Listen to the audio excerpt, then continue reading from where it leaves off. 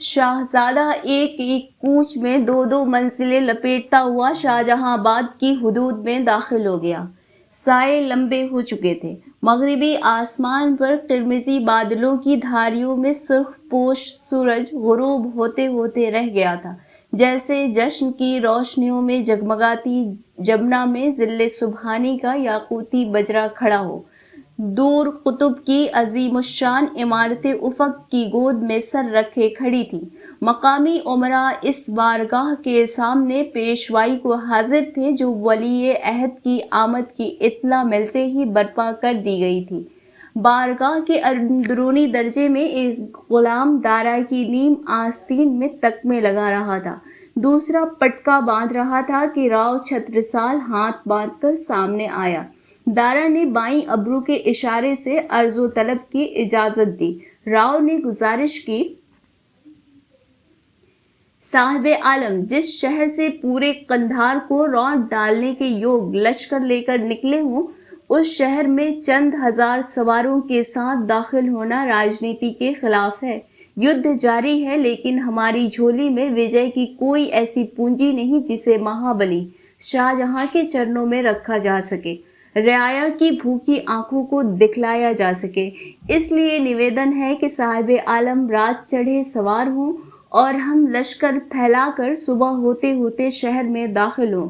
رعایا سمجھے گی کہ صاحب کی فوجیں رات سے داخل ہو رہی ہیں اور ابھی تک داخل نہیں ہو چکی۔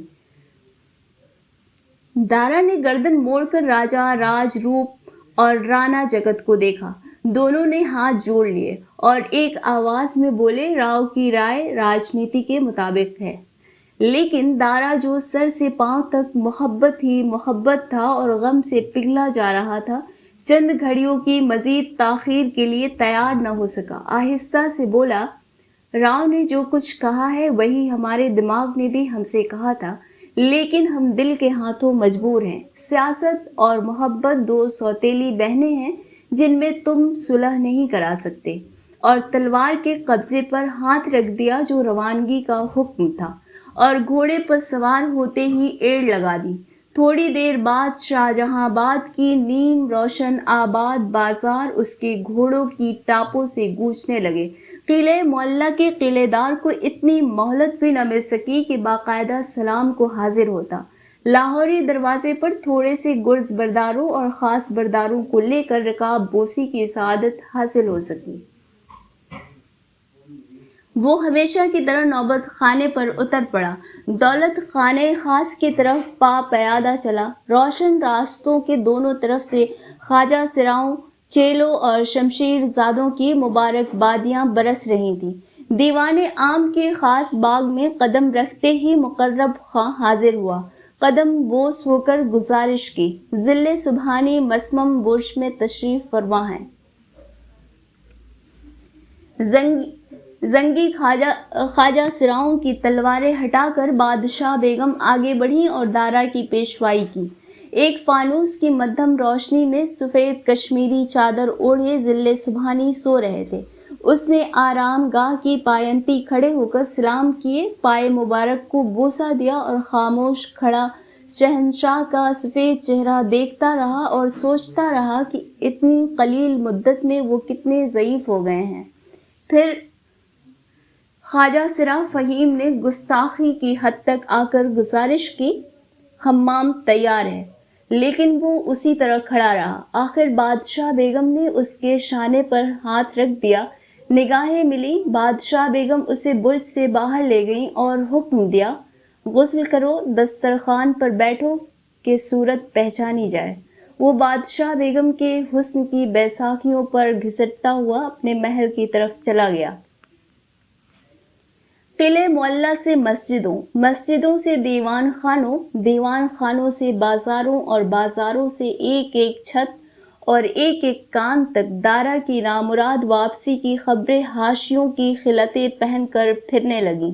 لوگوں نے اپنی آنکھوں سے دیکھا تھا کہ شہزادی کی رکاب میں وہ جلیل الشان منصب دار نہ تھے جن کے نقاروں کی دھمک سے 12 کوس تک کی زمین دہل اٹھتی تھی۔ زرکار جھولوں، سنہری عماریوں اور جڑاؤ چھتروں والے وہ مشہور عالم ہاتھی نہ تھے جن کی ٹھوکریں بڑے بڑے سورما غداروں کے خون سے رنگین تھیں۔ فولاد کی عفریتوں کی طرح سینکڑوں کھچروں اور بیلوں کے کندھوں پر سوار وہ بھاری توپیں نہ تھیں جنہوں نے صدیوں پرانے پشتینی باغی دارالحکومتوں کو مٹی کے گھروندوں کی طرح توڑ پھوڑ کر پھینک دیا تھا۔ وہ توغ و علم نہ تھے جن کی پرچھائی کے سامنے بڑے بڑے نامی بادشاہ اور مہاراجے گھٹنوں کے بل گر پڑتے تھے۔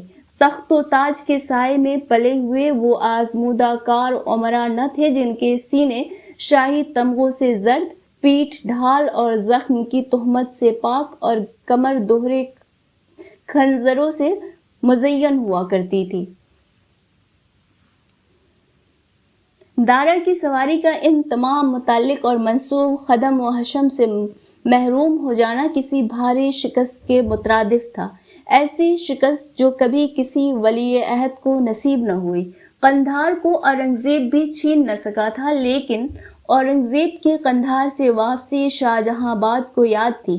طبل بجاتے ہوئے اونٹوں کی قطاروں کے پیچھے نشان کے ہاتھی، جن پر اورنگزیب کے علم لہرا رہے تھے، اوزبک شجاعوں کے پورے جو شیروں اور چیتوں کی کھال کے سینہ بند پہنے کمر بندوں میں بھاری بھاری ننگی تلواریں لٹکائے پہاڑ ایسے گھوڑوں پر سوار چل رہے تھے جن کے پیچھے کھلے ہوئے جھکڑوں پر سینکڑوں ایرانی، المانی اور بدخشانی کنیزوں کے جھرمٹ تھے، جن کے چہروں سے ستارے روشنی اور پھول تازگی مانگتے تھے۔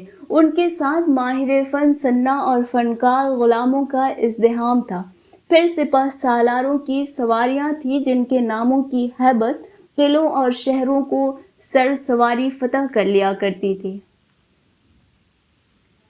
ان کے پیچھے بلخ و بخارا، غزنی اور سمرقند کے باغی تھے جو لمبی عبائیں پہنے اور بھاری عمامے باندھے تھے۔ ان کے ہاتھ پشت پر چاندی کی زنجیروں میں جکڑے ہوئے تھے اور جو گرفتار شیروں کی طرح جھوم جھوم کر چل رہے تھے۔ مذہب عماری پر فولاد کا لباس پہنے، خود میں سیاہ عقاب کا پر لگائے، متانت و شجاعت کا لبادہ اوڑھے، مرصع چھتر لگائے بیٹھا تھا۔ ہاتھی کے چاروں طرف وہ نامی گرامی امراء پروانوں کی طرح اڑ رہے تھے جو اپنی زندگی میں افسانہ بن گئے تھے۔ پشت پر چھنے ہوئے جھنڈوں، گھوڑوں، اونٹوں، ہاتھیوں اور توپوں اور خزانوں کا سلسلہ چلا آ رہا تھا۔